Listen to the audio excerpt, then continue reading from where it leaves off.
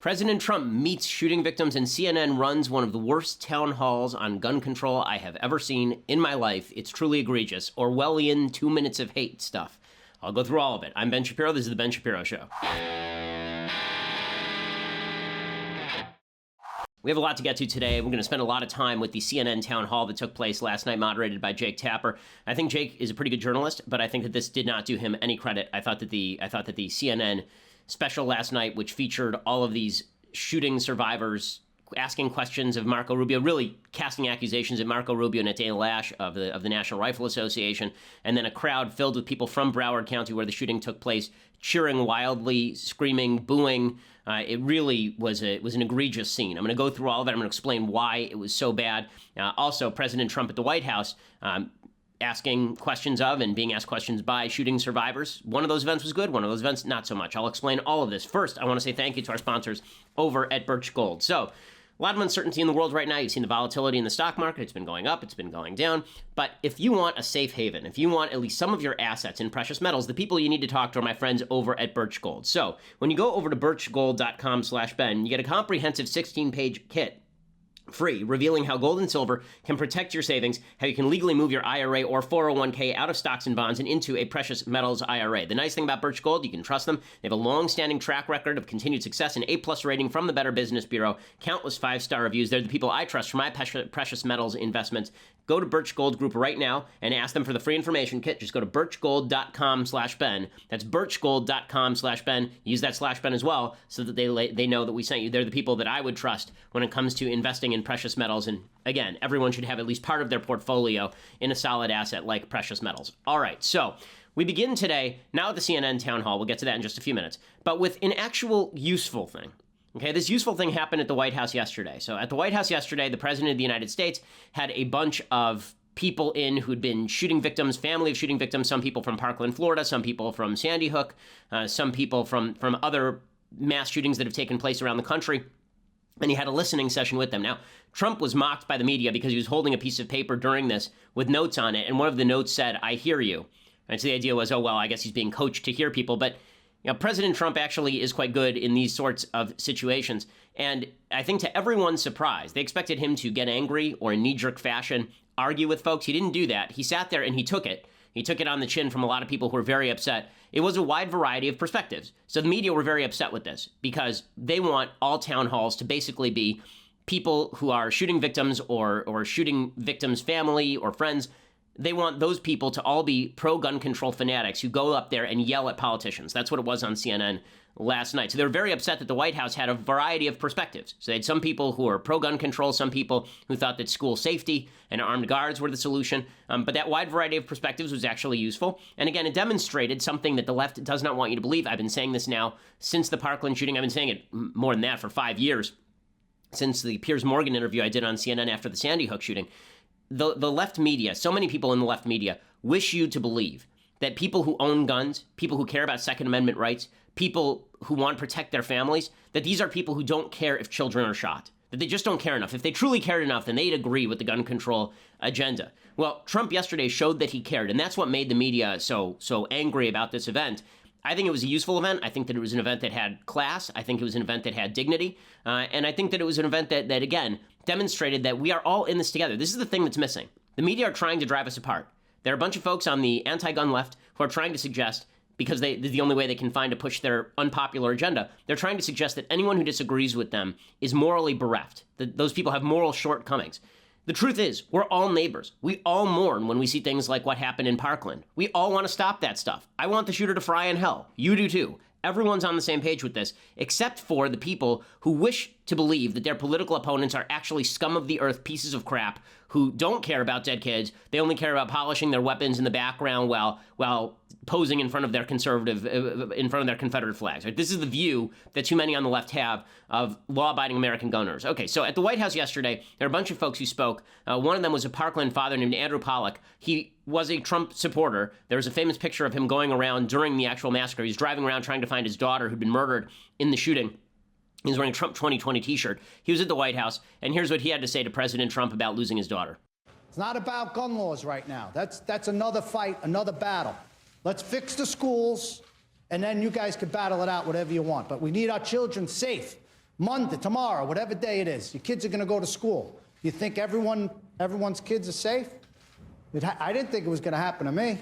If I knew that, I would have been at the school every day if I knew it was that dangerous. It's enough. Let's get together, work with the president, and fix the schools. Okay, well, working with the president is something Democrats don't want to do, and they don't want to give him credit for moving on the issue at all, even though he tweeted out this morning that he wants better background checks and that he wants to ban bump stocks and that he wants to raise the age of rifle purchase until 21. That last measure is one that I could understand if you're also going to raise the age of consent to 21 in terms of joining the military or voting. But it seems to me that we can't grant rights piecemeal to people. We can't say you have the right to vote, but not the right to drink or the right to bear arms. It doesn't work like that in the United States. Rights are generally granted when you reach the point of maturity or at the point of adulthood. In any case, this guy was not given, this father was not given the sort of credibility and respect that the media normally grant to shooting victims and fathers. They haven't had this fellow on CNN every single day. They have had the students on every single day because obviously there's an agenda here, and the agenda is put on young people specifically so you can't argue with them. This is the goal. Here's the game how it's played. So a student is at a facility where somebody is shot, and the student sees something terrible, and we all grieve with the student. And so we all say, we grieve with you. And the student says, well, if you really grieved with me, you'd do what I wanted. And we say, well, you know, we can disagree on policy and still grieve with you. And then the media say, how dare you criticize this young person who's only showing the courage of their convictions? As I have said 1 million times at this point, you can always show the courage of your convictions. It doesn't demonstrate necessarily the wiseness of your convictions. Now, I was getting a little flack yesterday because I wrote a column for National Review talking about how being young does not confer evidentiary expertise on you. That being a person who suffered doesn't actually confer expertise upon you as an individual human being. People say, well, yeah, well, you were writing columns when you were 17. Right, I was, and I was being criticized like an adult when I was 17, which is the way that it should work. 17-year-olds should speak. They should be involved in politics. A lot of my fans are 17. I want them to be involved in politics. That's great. But understand, when you enter the political arena, your arguments are going to be cause for controversy, and that doesn't go away just because you're young or just because you went through something truly, truly awful. Okay, that wasn't the only Parkland survivor or family member to be at the White House. There was a wide variety of perspectives. As I say, there were people there who were very critical of Trump on guns. One of them was a Parkland survivor who told Trump that he didn't think that people should be able to buy weapons of war. I was reading today that a person 20 years old walked into a store and bought an AR-15 in 5 minutes with an expired ID. How is it that easy to buy this type of weapon? Okay, that's Samuel Zeff. One of the problems here is that what he's saying is not true. I talked about this yesterday. Chris Cuomo put out a tweet about a story that was false, in which a guy claimed that he was able to purchase an AR-15 without showing ID, and that he was able to do so in 5 minutes without a federal background check. That story was not true, as we pointed out. Even in the story, the guy was turned away from the gun store when he couldn't show ID and didn't want to go through a federal background check. It shows you the impact of the media and how their coverage skews people's perspectives on how easy it is to get guns. It's an enormous number of stories about how we need to ban machine guns. Machine guns have been effectively banned in the United States since the 1980s. Machine guns have been in very small circulation in the United States for decades at this point. There are people who say that we should have mental health background checks. We do have mental health background checks in the United States. We need to make the system more transparent. We need to make the reporting better. 38 states in the United States report less than 80% of the people who shouldn't have guns to their full federal background checklist. But that's a problem with the law enforcement structure, not a problem with the capacity of the law itself. The law itself is a lot stricter than people think it is with regard to purchasing weapons on the federal level. So Trump answers all of these survivors and friends and family, and he talks about a couple of things that he would like to do. One of his proposals is that we should arm 20% of teachers who are actually qualified to carry weapons in the classroom. So let's say you had 20% of your teaching force, because that's pretty much the number. If these cowards knew that the school was, well guarded from the standpoint of having pretty much professionals with great training, I think they wouldn't go into the school to start off with. I think it could very well solve your problem. Okay, so a lot of people were very upset about this. How dare he say that he was going to arm 20% of teachers? Now, what the media did is they lied. They said that he wanted to arm all teachers. He did not say he wanted to arm all teachers. He said if you're qualified, he was specifically, it turns out, singling out ex-vets, military members, police. I'm not sure it's the best solution. I think armed security guards are a better solution in uniform on campus, deterring people from committing crimes. But the media lied about what he said and then blew it up to epic proportions. In just a second, we'll talk about the impact of what Trump did, and then we'll get to what was just an egregious media display of bias. There was a lot of immorality going on last night on CNN. Again, this is not to say that victims should not be able to speak out. They should speak out. It's not to say that victims should not be on TV. That's fine with me if they're on TV. What it is to say is that this CNN, other outlets like CNN, only have big town halls in liberal areas with shooting victims. They would never have, for example, a full town hall with case in point, they would never have a full town hall with people who are victims of illegal immigrant crime in Phoenix, Arizona. Sean Hannity might, but you'd never see that on CNN on their quote-unquote objective news shows. But Sean is not an objective reporter. He says that openly. But CNN claims to be objective, and therein lies the problem. So before I get to any of that, first I want to say thank you to our sponsors over at Blue Apron. Blue Apron is the leading meal kit delivery service in the United States, and they are the #1 fresh ingredient recipe delivery service. They make incredible home cooking accessible to everyone. People in our office, people outside our office, everybody loves Blue Apron. The way that it works is that you go online, you register with their service, and they will send you recipes and the pre-portioned ingredients, and you cook it there in your home. They have 3 plans: a 2-person meal plan that serves 2 people. You can choose from 8 new recipes per week, with the choice to receive either 2 or 3 recipes in any week. They have a family meal plan. They have a wine plan. All of this is just fantastic. It's convenience and it is variety. They deliver fresh, pre-portioned ingredients, step-by-step recipes right to your door. These things can be cooked in under 45 minutes, and the menu changes every week, so you're never going to have to get bored with spaghetti night again for the 9th time on a Tuesday in a row. They also offer 12 new recipes each week. Customers can pick 2, 3, or 4 recipes based on what fits their schedule the best, and again, they send only non-GMO ingredients and meat with no added hormones. There's nothing more fun than cooking with your kids. I do it with my kids all the time, and you will love doing it with Blue Apron. And right now, they're treating my listeners to $30 off your first order. Pretty good deal. If you visit blueapron.com/Shapiro. That's blueapron.com/Shapiro. Use that /Shapiro to get that $30 off at blueapron.com. And again, that lets them know that we sent you. It is a fantastic service. And listen to some of these things. I mean, strip steaks with potatoes and spicy maple collard greens. It's steakhouse-inspired favorites. It's spicy chicken and stir-fried vegetables with jasmine rice. It's creamy fusilli bucati pasta. I don't even know what that is, but it looks great. I'm looking at a picture of it. With fried rosemary and walnuts. You're cooking like a professional. You're cooking like a gourmet with Blue Apron. Blueapron.com/Shapiro. The family that cooks together stays together, and the food's better. Blueapron.com/Shapiro. Get $30 off your order at blueapron.com/Shapiro. Okay, so last night I get home from my long day in Washington, D.C., and I flip on CNN because everybody on Twitter is talking about this town hall. Now, I knew that this town hall was going to go wildly wrong from the start because CNN has an agenda here. And I know they were claiming that it's just students who are asking questions, but people at CNN are journalists. They know what a loaded question sounds like, right? A loaded question is, when did you stop beating your wife, Senator? That's a loaded question. That was the entirety of the town hall last night. So the people who were there, it was senators from Florida. So it was Senator Marco Rubio and the Democratic senator from Florida, whose name is Bill Nelson. So he's been the senator there since 2001. They were both there. Dana Lash from the NRA showed up as well. And this turned into basically a hootenanny. It was a bunch of people in the crowd, hundreds of people in the crowd from the Broward County area. And then number one, important to note, Broward County, Democratic area, very left area, voted for Hillary Clinton in a state that went red for Donald Trump. They voted, I think it was 54-46 for Hillary Clinton in that area. And this area of Broward County is apparently pretty left. The sheriff there, a guy named Steve Israel, has been photographed with Bernie Sanders and Hillary Clinton. So it's a Democrat area. So the shooting took place in a Democrat area, and the people there were family and friends of victims. So what you are likely to get when you set this up is obviously emotions running incredibly high, and also an agenda that is obviously very clear. And this thing turned into a debacle right from the start, with people asking questions that were utterly inappropriate on a moral level. Okay, just because you've suffered something doesn't mean that you get to say immoral things.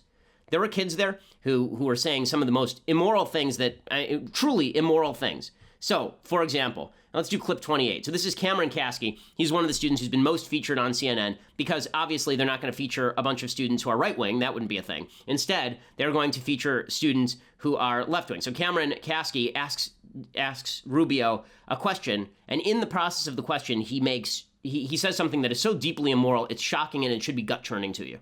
Senator Rubio, it's hard to look at you and not look down the barrel of an AR-15 and not look at Nicholas Cruz. But the point is, you're here, and there are some people who are not. Okay, that right there, it's hard not to look at you and be looking down the barrel of the shooter's gun. I understand you just went through something. I understand what you went through was difficult and terrible and horrible, and no person should have to go through that. I get all of that. That statement is deeply immoral. That is a disgusting statement. Marco Rubio didn't shoot anybody. Marco Rubio did not walk into a school and mow down children. And Marco Rubio's agenda is not to facilitate the mowing down of children. But again, the left's suggestion here is that everyone who is not on their side must be acting in bad faith. The only people acting in bad faith are the people who say stuff like that. Those are the only people who are acting in bad faith. I mean, the entire night was just an evening of grandstanding by political officials and an evening of throwing around the most immoral, morally charged language by some of the students. And listen, your obligation to be a moral human being and say moral things does not stop when you experience tragedy. To suggest that Marco Rubio is akin to a school shooter is disgusting. It's disgusting. Okay, and I'm not saying that the kid is disgusting.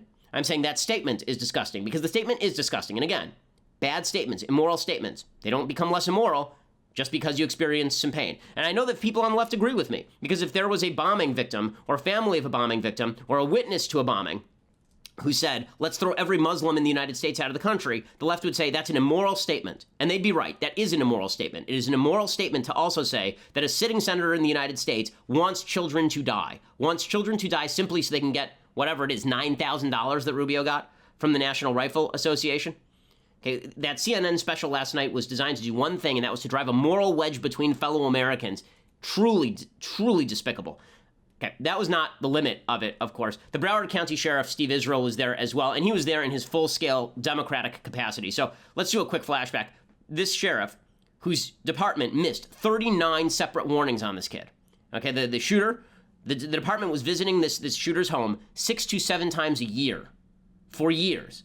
Okay, and they still didn't have enough authority, supposedly, to put this kid away, to get to take guns away from this person. I mean, the sheriff's office missed it. They blew it.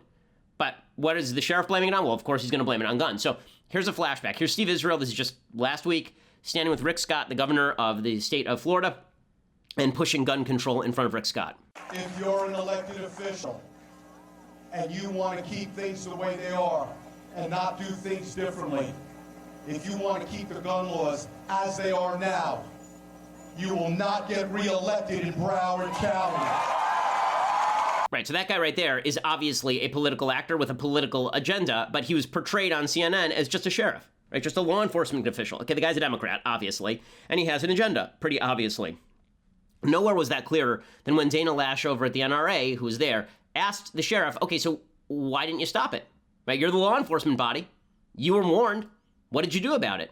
And the media's response to Dana was, how dare Dana Lash ask Steve Israel something like that? It's one thing to blame Marco Rubio for the shooting. It's another to blame the actual sheriff who's responsible for maintaining the safety and security of the students of Broward County. It's another to say that he blew it. You know, it's one thing to blame gun owners like me all the way across the country in Los Angeles. But to blame, you know, to cast any weary eye upon the sheriff who's responsible for security, how dare Dana Lash? This clip 31.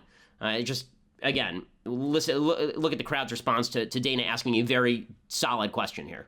We need the power to take every firearm they have away from them and bring them to a mental health facility. 39 visits did not meet that standard? 39 visits, assaulting students, assaulting parents, taking bullets and knives to school. Did that not meet that standard? Well, which are you speaking about specifically? You seem to know about all 39. Well, I know there's one Florida statute where if he's sending messages threatening, if he's sending messages threatening to kill people, that right there, under Florida state law. Who did he send the message to kill people to? BuzzFeed, AP, Reuters, Yahoo News, all reported that was to other students. Who was the victim?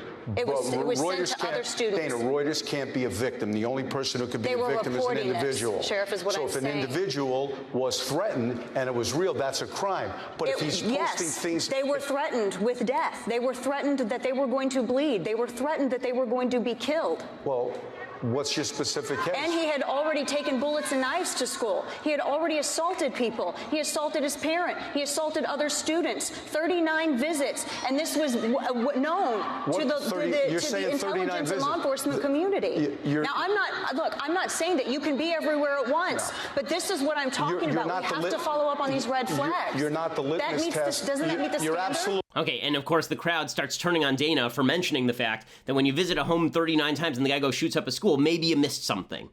Right? How many red flags do you have to have? Okay, that seems like a better question to me than Marco Rubio, you're obviously Satan. What are you doing here? Why are you Satan? Why are you Satan? And all of this, of course, was forwarded and nodded on by CNN. I mean, listen to Emma Gonzalez. Emma Gonzalez is another one of the students who's been featured on CNN a lot.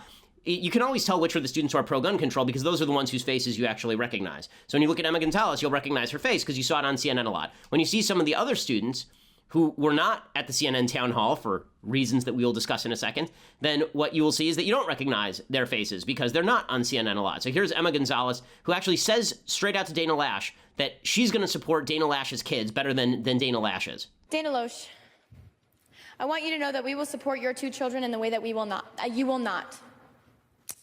The shooter at our school obtained weapons that he used on us legally. Do you believe that it should be harder to obtain these semi-automatic and weapons and the modifications for these weapons to make them fully automatic like bump stocks? Well, first off, Emma, I want to applaud you for standing up and speaking out. And for anyone who has ever criticized you or any of these students up here, including people who have been on my side of this issue. Okay, so good for Dana for not taking the bait there. But again, what a horrifying statement. I'm going to defend your children a way you won't. I'd like to see Emma Gonzalez name Dana Lash's kids. She doesn't know Dana's kids. Okay, again, the implication is that Dana must not care about children because Dana doesn't agree with Emma Gonzalez on this issue. It got worse than that. An audience member actually called Dana Lash a murderer in the middle of this special. Nobody says a word. It's just incredible. This is clip 24. Do you know that it is not federally required for states to actually report people who are prohibited possessors, crazy people, people who are murderers? No? We've been actually talking about that for a long time. Let me answer the question. You can shout me down when I'm finished, but let me answer Emma's question. Okay, and you can actually hear in the background audience members shouting at Dana that she's a murderer. If you believe that Marco Rubio is the murderer, if you believe that Dana Lash is the murderer, but if you don't believe that the shooter is responsible for his own actions, and if you believe that 300 million people in the United States have to have their gun rights removed from them instead of us focusing on how to fix this issue, if you think we're all that unsympathetic, then I would suggest you have a screw loose. You actually do have a problem. Your morality is skewed beyond belief if you think Dana Lash is a murderer or Marco Rubio is equivalent to the man who shot children in the face at a Parkland high school. Just repulsive. It got even worse than that. That wasn't even the extent of it. So we will discuss the rest of that in just 1 second. So let's start with some of the questions that were asked of Senator Rubio. So Senator Rubio, again, he is not the best advocate for the Second Amendment. He's the senator from Florida, which is why he was there.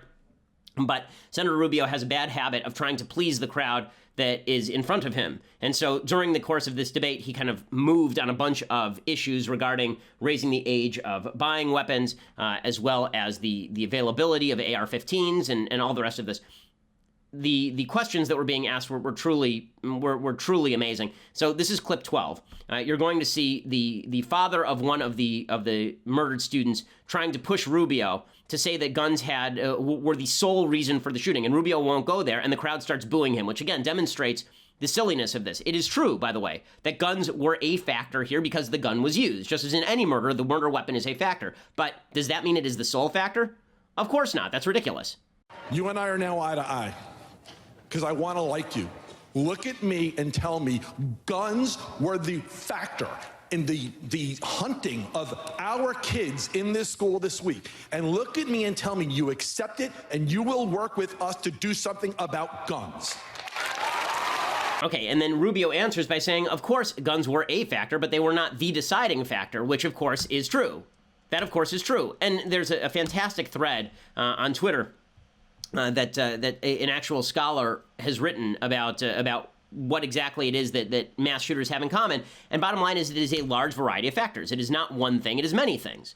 But we can't handle that in the United States. So it always has to come down to one thing. And of course, Marco Rubio has to be browbeaten for being a Second Amendment advocate. It gets even worse than that. Okay, so watch this. This is the clip that is going to be played over and over and over by Second Amendment advocates. You understand, if you are an advocate for gun control, the worst thing you can do right now, in a time when everyone is on the same side regarding the horrors that just happened, the worst thing you can do is claim that those of us who disagree with you are evil and nasty. You're seeing movement. You are. I mean, just a bit of political advice. You are seeing movement from people on the pro-gun side saying we'd be willing to look at certain gun control measures we may not have been willing to look at before. I may not agree with that policy decision on their part, but that is what is happening in real time. Instead of you embracing that, instead of you saying, you obviously want to come to the table, let's see if there are places where we can agree, instead of us all coming to the table on issues that may not have to do with confiscating weaponry, but instead may have to do with securing schools, on those issues, instead of you doing that, you are overtly alienating people who disagree with you. So here is an example of this. So this is clip 30. So Rubio is talking about how before he gets to clip 30, clip 29, Bill Nelson is the Democratic senator, and Bill Nelson mentions at the very beginning how he wants to ban what he calls assault weapons, including the AR-15. Assault weapons, again, has no legal definition.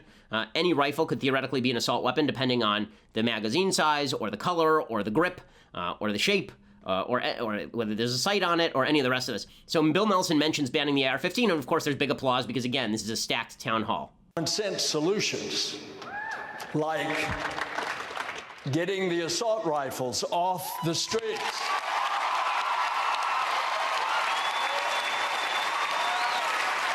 I will point out that when the Democrats brought up an assault weapons ban in 2009, only 38 Democrats voted in favor of it. The entire Senate voted it down overwhelmingly. So Marco Rubio later, he says, listen, that all sounds well and good, right? Getting assault weapons off the streets and all of this. You're talking about banning every semi-automatic gun in the United States, effectively speaking. And listen to the crowd. Start looking at how easy it is to get around it. You would literally have to ban every semi-automatic rifle that's sold in America.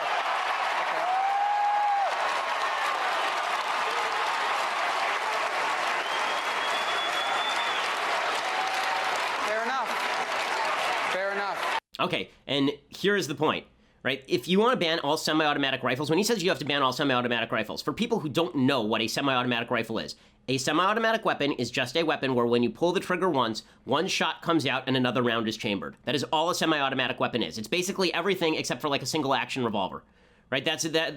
Or a double action revolver rather. It's pretty much any gun in the United States is effectively a semi-automatic weapon, right? Old 6-shooters are basically semi-automatic weapons.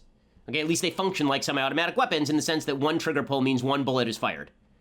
And they're talking now about full gun bans, right? Which would also, I assume, have to include full gun confiscation, right? They'd also have to be talking about taking away all of the guns because it's not enough to ban people from buying new guns.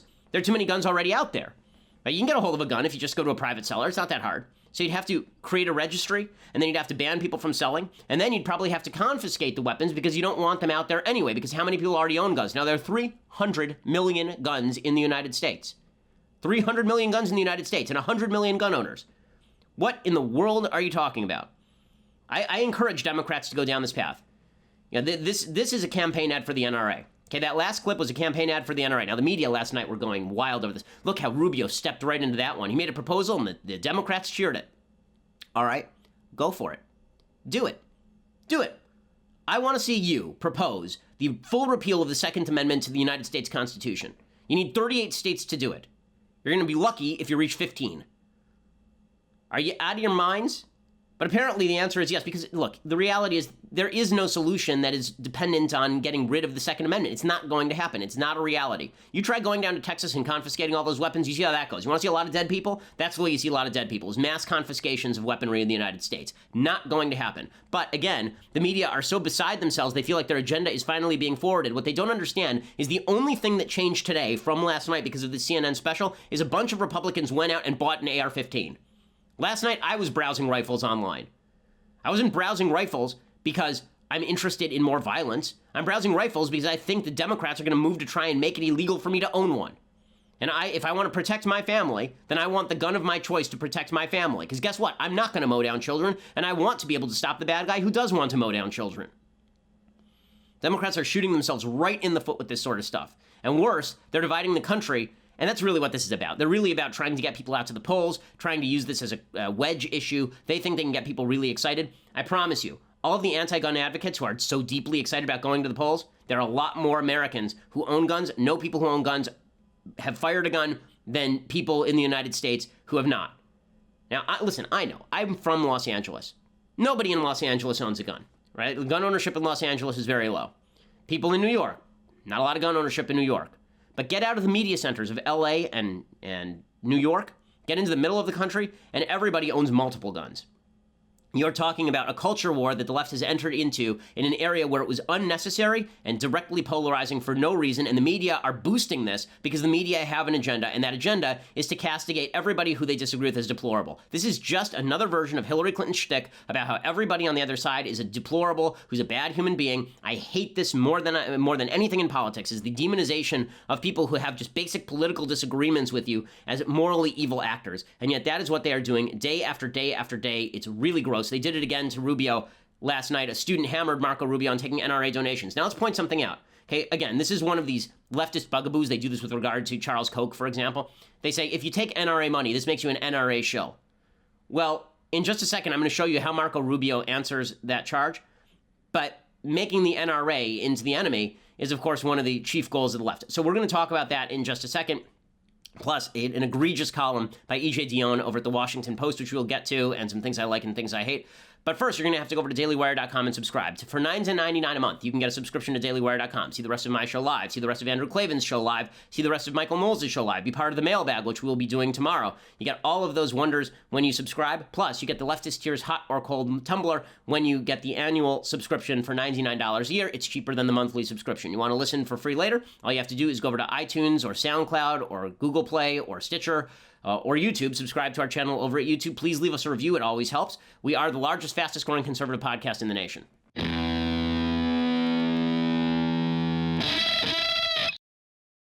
So as I say, the attempt to paint the NRA as the enemy is truly an astonishing one. The left has been trying to do this for years. The NRA is the enemy. Now, I think the NRA is making a mistake. The mistake the NRA is making, Wayne LaPierre, who's the head of the NRA, did a speech today at CPAC, where I'll be speaking a little bit later. And in that speech, he talked about, he really went hard against the Democratic Party. He really said some polarizing things about the nature of the political divide. I don't think that's useful. The whole point of gun ownership in the United States is that it does cross party lines. Right now, approval ratings for the NRA, about 80% for Republican, only 9% for Democrats. Just a few years ago, 36% of Democrats approved of the NRA. Now, would it help if the NRA were a little bit less overtly partisan? Sure. Would it also help if the Democrats weren't trying to use the NRA as a club to beat all of their enemies into submission? That would probably help too. Well, as an example of this, one of these students gets up and starts hammering Rubio on taking NRA donations. And Rubio won't commit to not taking NRA donations because why the hell should he? The NRA is a legal body. He's taken like $9,000 in the last election cycle, like a relative nothing. But they're asking him to disassociate from a fully legal, Second Amendment pushing organization of law-abiding Americans, 6 million strong, and he refuses to do it. But this, of course, makes him a villain because it's the NRA responsible for the shootings, not the sheriff who blew it, not the FBI that blew it, not the shooter, not the school. The people responsible for all of this are, of course, people who have nothing to do with it, far away, who own guns and have an NRA membership card. Here is the student hammering Rubio on NRA donations, clip 22. Senator Rubio, can you tell me right now that you will not accept a single donation from the NRA in the future? So, number one, the positions I hold on these issues of the Second Amendment, I've held since the day I entered office in the city of West Miami as an elected official. Number two, no, the answer to the question is that people buy into my agenda. And I do support the Second Amendment. And I also support the right of you and everyone here to be able to go to school and be safe. And I do support any law that would keep guns out of the hands of a deranged killer. And that's why I support the things that I have stood for and fought for during my time there. More NRA money? More NRA money? That is the wrong way to look. First of all, the answer is people buy into my agenda. You could say no. Number second, well, the influence of any group. We're going to be here all night. The influence of these groups comes not from money. The influence comes from the millions of people that agree with the agenda. So the millions of Americans that support the NRA and who support gun rights groups. In the name of 17 people, you cannot ask the NRA to keep their money out of your campaign? I think in the name of 17 people, I can pledge to you that I will support any law that will prevent a killer like this. No, but I'm talking NRA money. No. Okay, I mean, look at this disgusting display. Okay, again, this is the leading questions that like, and Tapper is just sitting there. I like Jake, but Jake is just sitting there, and he's allowing this kid to browbeat the senator with a bunch of loaded questions that have nothing. And then he's not even moving to try and quiet the crowd so that Rubio can answer the questions. If you're going to let the kid just go off like this, which is fine, you want to do that, that's fine. Rubio put himself there. At least tell the crowd to shut up. Okay, at presidential debates, they tell the crowd to shut up all the time. Why is this any different? Okay, why is it different? I understand there are a lot of people in there who suffered, a lot of people who are upset. But if you don't want it to devolve into the Orwellian 2 minutes of hate, then this is not the way to do it. It's not the way to do it. I mean, Rubio can't even answer the question because people are too busy yelling at him. There's another lady who got up later and tried to lecture Rubio on the Second Amendment. She completely botched the history of the Second Amendment, didn't understand what it was about, and it was cheered by members of the media. Again, this is designed for only one thing, and that is to polarize a debate that requires no polarization. The people who are being disrespected in this debate are not the students. There are some morons out there who are disrespecting the students and suggesting that the students are paid lackeys. But that's disrespectful. So when you suggest that Rubio's a paid lackey of the NRA, aren't you suggesting the same thing? A little common baseline respect would go a long way here. I respect the right of these students to ask the questions. I don't know if the questions are well informed. I don't think they are. I don't think the questions are all even moral, but they have the right to ask the questions. I support the right of the students to speak up. Doesn't make what they're saying any smarter. I think that's everybody's right in the United States. But if there's one side of this debate that's not being respected, it isn't people like me. I think that the people on the other side care about dead kids. I think that the people who are for gun control do cry, do weep real tears over the deaths of children. I think that they are not bad people. They're my fellow Americans. I think that they are good people who want to stop bad things from happening. You got to give me the same credit. You got to give me the same benefit of the doubt. Or you're a bad person because you have no evidence whatsoever that I don't care about kids. I cared about kids before I had them. I have two now. I care about kids even more. The notion that I'm sitting around happy when kids die because the NRA just sold some more guns or some such garbage.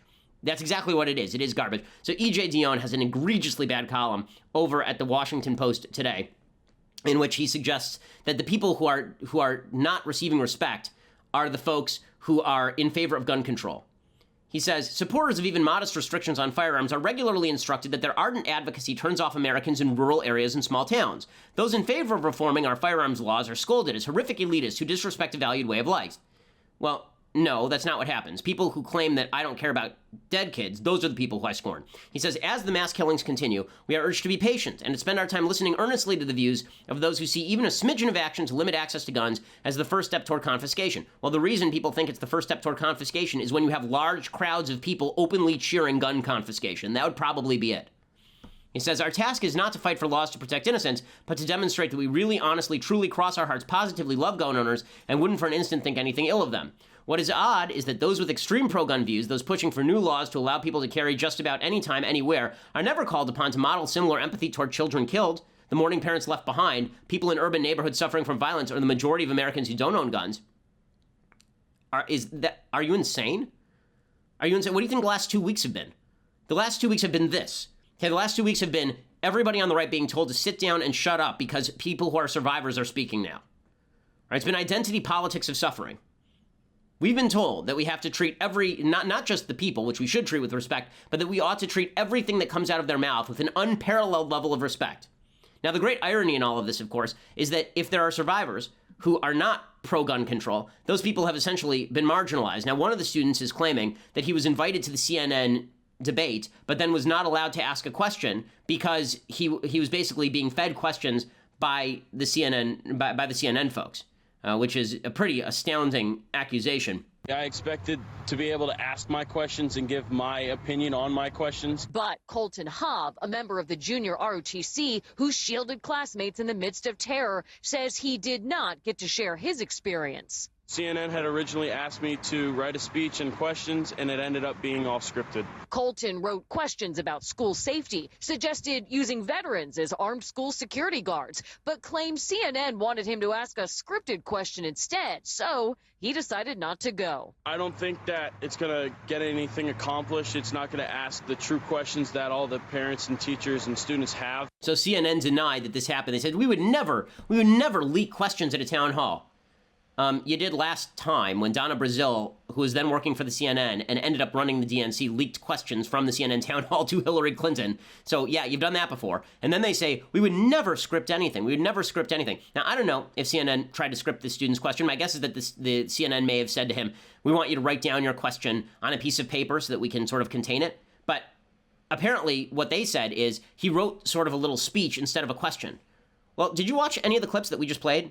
Did you watch any of those clips? The students were giving little speeches. Okay, Cameron Kasky was being given minutes at a time to just go after Rubio over and over and over and over. having one student who thought differently, would that have been the world's most terrible thing? Would that have been just the worst thing in the world?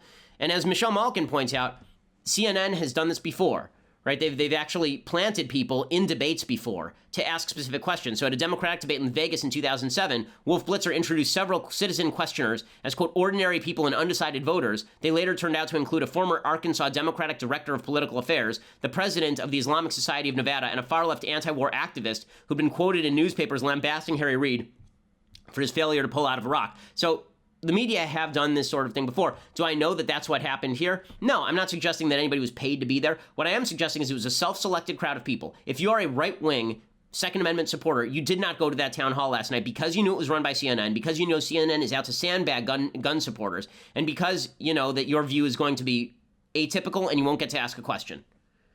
I mean, this thing was about as rigged from the start as it possibly could be, and people there knew it.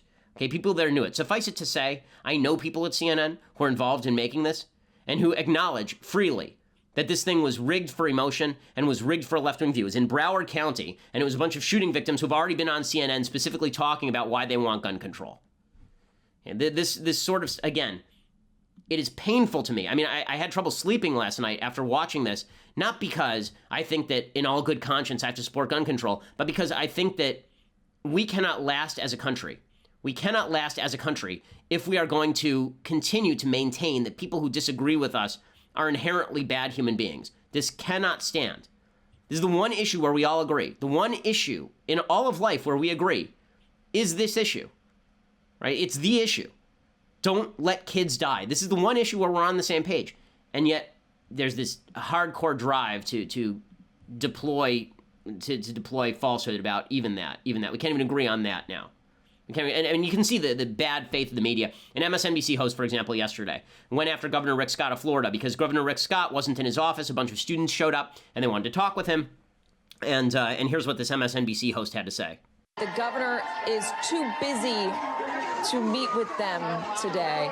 And as you can see, they have file boxes of paperwork that they want the government to see. They're going to try and drop it off at hashtag hear the bills. They're saying shame on you. They're chanting that over and over again. Okay, there's only one problem here. We can stop this dolt for a second. Okay, that is a lie. He did not turn them away from his door. He was at the funeral of a shooting victim. And the media covered this as though Rick Scott was barring his door to a bunch of sympathetic survivors. That's not what happened. Doesn't matter. The media have to portray it as though Republicans are uncaring Nazis who don't shed tears over children who are murdered.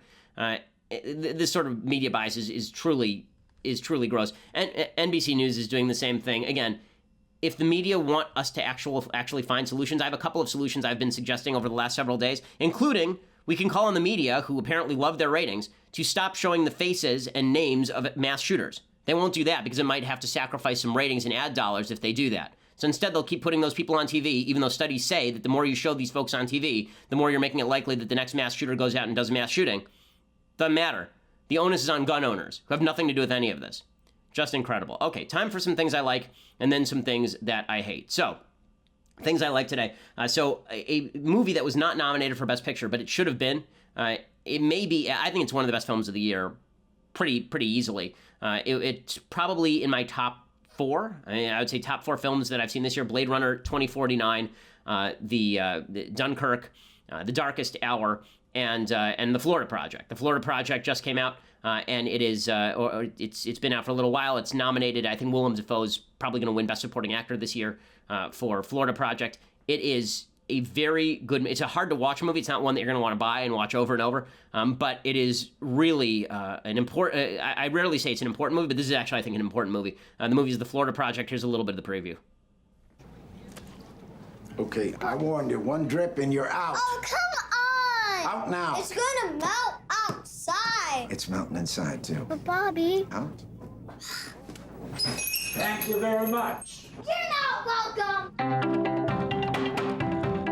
Okay, so the entire movie is about this little girl who is living in basically a rundown motel. Willem Dafoe is the manager of the motel, and her mom is a drug addict who later turns to prostitution to make ends meet. And her mom, the whole thing is about intergenerational cycles of poverty, why they continue, how children are trained not to behave, are trained not to, how childhood wonder tries to flourish even in bad situations, and how children love their parents even when their parents are disaster areas. But the movie is moving, and I think says a lot about how poverty very often does not create values. Values very often creates poverty. That may not be the message they were trying to push with the movie. That's the message the movie ends up the movie ends up pushing. Anyway, okay, time for a couple of things that I hate. So let's jump right in. Okay, so the first thing that I hate, obviously, look, I've talked about disrespect toward people who are Second Amendment advocates. One of the stupidest, grossest things that I've seen over the last couple of days are these people who are claiming that Parkland students are crisis actors or paid advocates for a particular political position. It's just yucky. It's just gross. And if you're doing this, you're disgusting. There's a Parkland student who came out and said, who actually had to come out on national TV and say, I'm not a crisis actor. Well, of course you're not, but when you show this. These people saying this is absolutely disturbing, and I'm not an actor in any sense, way, shape, or form. I am the son of a former FBI agent, and that is true. But as such, it is also true that I go to Stoneman Douglas High School, and I was a witness to this. I'm not a crisis actor. I'm somebody that had to witness this and live through this, and I continue to have to do that. But I'm also that it's unbelievable to me that these people are even saying this, and the fact that Donald Trump Jr. liked that post is disgusting to me, but it's also false. Okay, so I agree with pretty much everything this kid just said. I disagree with him on everything having to do with gun control. Again, give the kid the credit to say that he has his own viewpoint, even if his viewpoint is wrong, and don't pretend that this stuff is conspiratorial crisis acting. It's just sheer nonsense. Okay, we are out of time because I have to get ready to go do my speech at CPAC. We'll recap that tomorrow. You can probably watch the speech online at CPAC, which is streaming, so go check that out. I'm Ben Shapiro. This is The Ben Shapiro Show. The Ben Shapiro Show is produced by Mathis Glover, executive producer Jeremy Boring, senior producer Jonathan Hay. Our technical producer is Austin Stevens, edited by Alex Zingaro. Audio is mixed by Mike Coromina. Hair and makeup is by Jesua Alvera. The Ben Shapiro Show is a Daily Wire Forward Publishing production. Copyright Forward Publishing 2018.